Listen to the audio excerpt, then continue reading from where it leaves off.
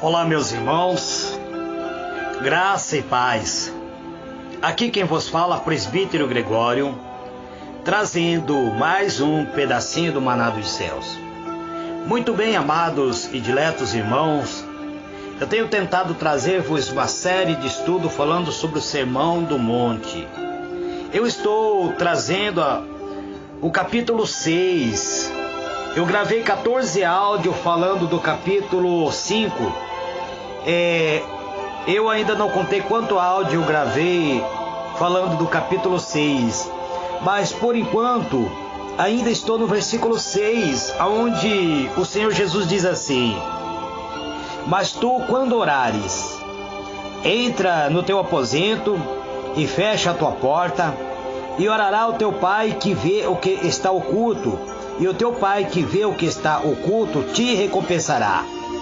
E orando, não useis de vã repetições, como os gentios que pensam que por muito falares serão ouvidos. Não vos assemelhei, pois, a eles, porque o vosso Pai sabe o que vos necessário antes de vos pedir, diz. Eterno e soberano Deus, em o nome do Senhor Jesus, Pai amado, eis-me aqui, Pai, entrando na Tua presença para pedir, Senhor, uma porção gloriosa do Teu Espírito Santo. Uma porção, Senhor, oriunda do Teu ser, do Teu poder, para ministrar, Senhor, a Tua palavra. Para falar, Senhor, hoje acerca desta passagem que o Senhor Jesus nos ensina acerca da oração. Ó Deus, Pai amado, te peço uma unção, Pai, que a minha voz, as minhas palavras, Senhor, encontre eco na alma deste irmão, desta irmã, que me segue, ó Pai, através da rede social. Este é o meu pedido, Pai, em o nome do Senhor Jesus. Amados e diletos irmãos, quero hoje vos falar acerca do comportamento das orações feitas pelos pagãos. O Senhor Jesus chama nossa atenção acerca da vã repetição. Então vamos ao estudo de hoje. Vamos analisar a palavra de Deus. Amém, amados? Meus irmãos, minhas irmãs, o Senhor Jesus disse assim: E orando, não useis de vã repetições como os gentios, que pensam que por muitos falares serão ouvidos. Nós vemos aqui, amado, que segundo o modelo errado a ser seguido, muitas vezes pelo cristão, no momento da oração, muitas vezes para fim exortativo, é retirado muitas vezes do mundo gentílico, ou seja, do mundo pagão. Assim como os judeus tinham a sua forma de orar, o mesmo se aplicava aos gentios. Os gentios, embora um povo pagão, tinha vários deuses, orava a vários deuses. Embora fosse povo pagão, eles tinham os seus deuses de adoração. E o Senhor Jesus diz-nos que eles oravam, inclusive. Assim como os judeus tinham a sua forma, portanto, de orar, o mesmo se aplicava aos gentios. Atento a isto, o Senhor Jesus orientou os seus discípulos a não se assemelhar aos gentios, dizendo: Não useis de vã repetições como os gentios. Versículo 7 do capítulo 6 de Mateus.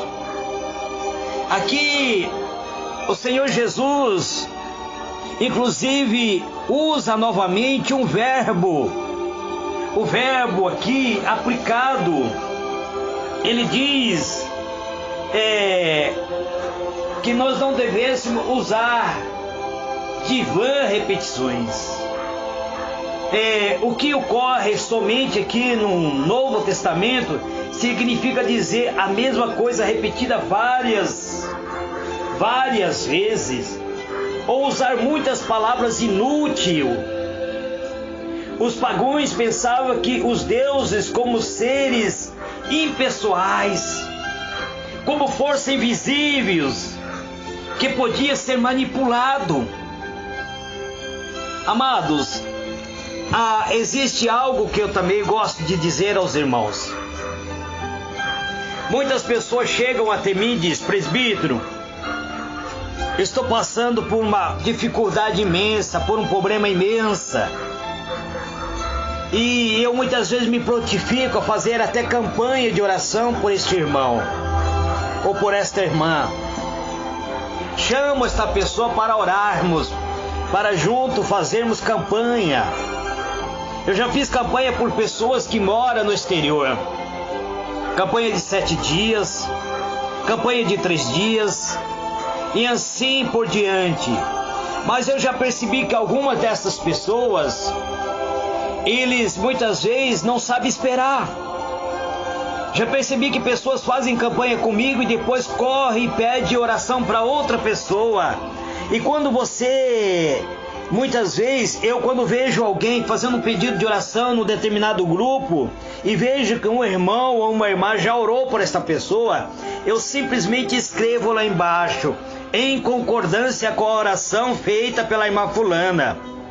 Eu não vou repetir a oração, porque se eu repetir a oração, eu estou anulando a oração da irmã.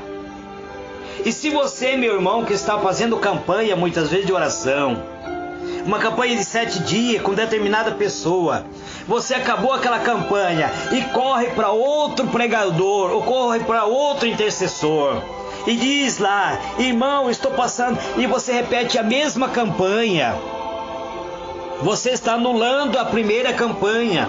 E Deus não vai te ouvir, porque você diz para Deus que você não confiou na oração, na campanha de oração que você mesmo fez. É isso que Jesus está nos mostrando. Portanto, muitas vezes as pessoas repetem várias e várias vezes coisas que acabam se tornando inútil. E os pagãos pensavam dessa maneira. Os pagãos pensavam que que os deuses eram seres impessoais, ou que fosse uma força invisível que podia ser manipulado, para eles receberem seus benefícios. Agora o Senhor Jesus diz para nós que nós não deveríamos fazer desta maneira.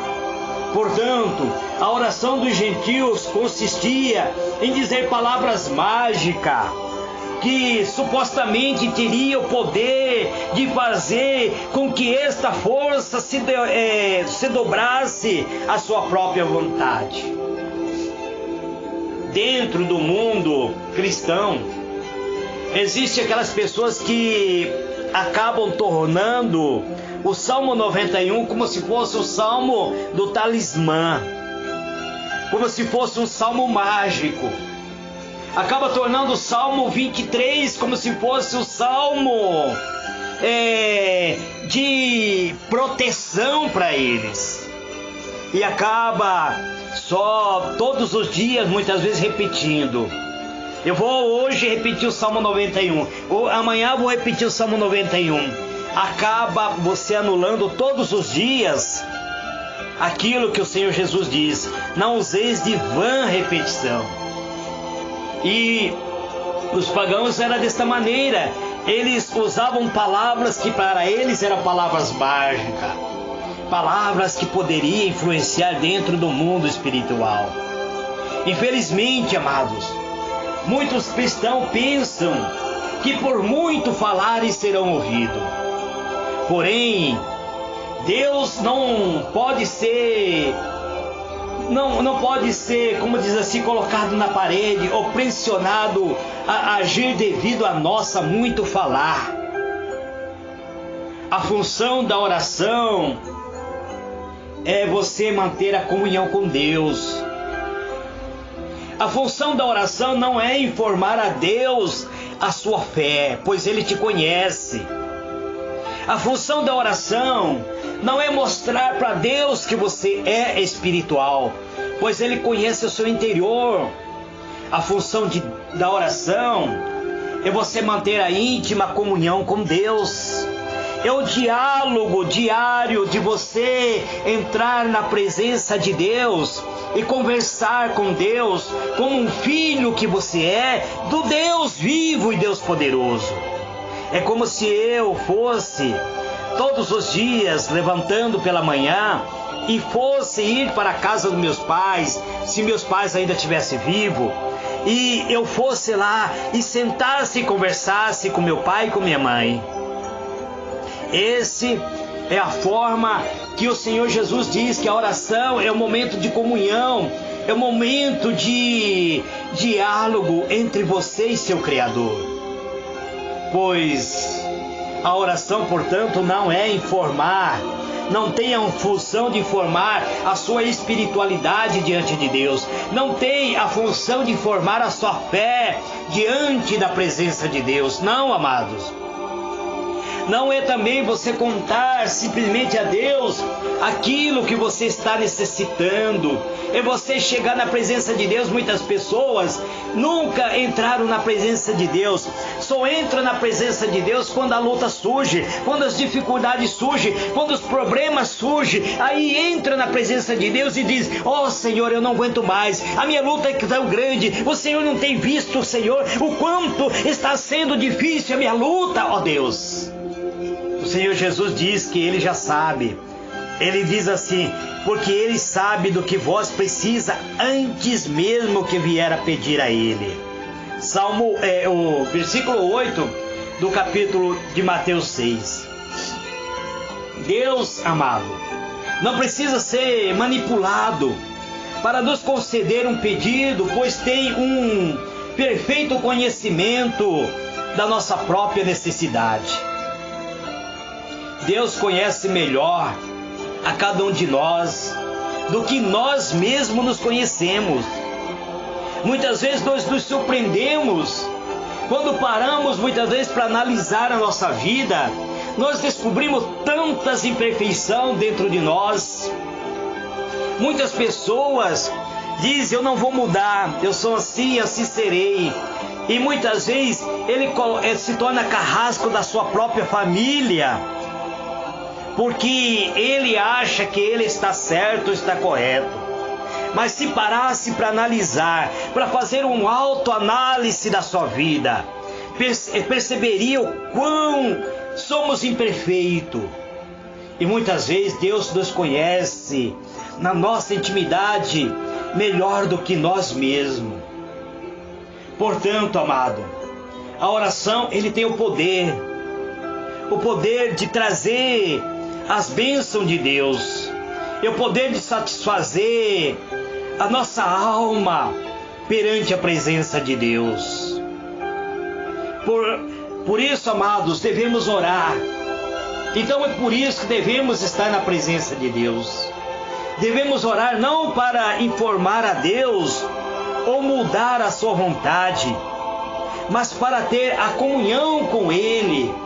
A oração, amado, nos aproxima do trono da graça. A oração nos faz ter a íntima comunhão com o Espírito Santo de Deus. A oração implica em nossa total dependência, em total confiança em nosso Pai Celestial. Quando oramos, nós, amado, mostramos que reconhecemos a nossa necessidade de ter a comunhão com o nosso Deus, a nossa necessidade de confiar em Deus para atender às nossas preces. Esse momento que nós chegamos até a presença do Deus Todo-Poderoso, do Criador dos céus e da terra, onde nós chegamos em adoração a Ele, confessando a Ele a nossa limitação. É isso que o nosso Deus diz: se o meu povo, que chama pelo meu nome, orar e buscar a minha face, e se converter dos seus maus caminhos, e se arrepender dos seus pecados, então eu ouvirei dos céus, e perdoarei os seus pecados, e sararei a sua terra. Por isso que Deus diz, Ele continua dizendo para cada um de nós, Ele diz: clama a mim, e responder-te-ei, e mostrar-te-ei coisas grandes e firmes, que não sabe. É por isso que o Senhor Jesus disse: pedi, e dar-se-vos-á. Buscai, e acharei. Batei, e abrir-se-vos-á. Porque aquele que pede, recebe, e aquele que busca, encontra. Meus irmãos, minhas irmãs, mas o apóstolo Tiago diz: vocês pedem, mas não recebem, porque vocês pedem mal. Como pedir mal? Eu estou precisando, eu pedi, mas não recebi. Mas muitas vezes você está pedindo algo que não vai de encontro à vontade de Deus. Muitas vezes você está pedindo algo que não é aquilo que vai te dar, que vai trazer benefício para a tua alma. Então você precisa analisar. Se muitas vezes você está passando por alguma enfermidade, algumas lutas, muitas vezes o momento é de você analisar a sua vida. Analisar o que é que ocorreu no seu passado. Anteriormente, o que ocorreu. Após você fazer esse autoanálise da sua vida, e você perceber que você não fez nada de errado, então é o momento de entrar na presença de Deus em adoração e dizer a Deus: Senhor, eu sei que eu não fiz nada de errado. Provavelmente isto é uma cilada, é uma seta inflamada do maligno. Então eu não aceito aquilo que vem do inimigo. Eu aceito sim o que vem de ti, meu Pai. Se for uma punição, então perdoa os meus pecados e sara a minha terra. Então perdoa as minhas falhas, pois todos nós, amados, cometemos iniquidade.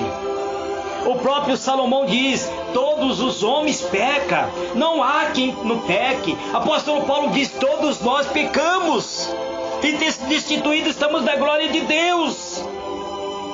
Mas o Senhor Jesus se manifestou, e ao se manifestar na nossa vida, Ele nos curou, Ele levou sobre si as nossas enfermidades, Ele levou sobre si todas as nossas impurezas, todos os nossos pecados.